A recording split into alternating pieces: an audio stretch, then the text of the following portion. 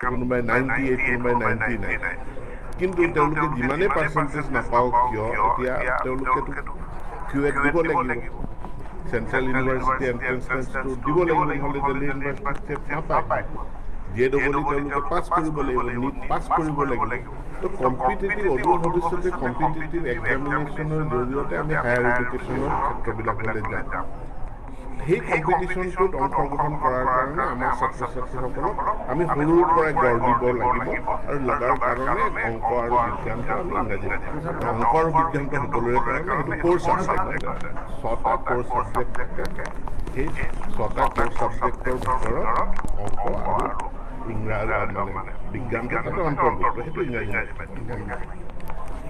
পৰীক্ষাৰ কাৰণে আমাৰ ছাত্ৰ ছাত্ৰীসকলক প্ৰস্তুত কৰিব লাগিব আজি CBSE ৰিজাল্ট আছে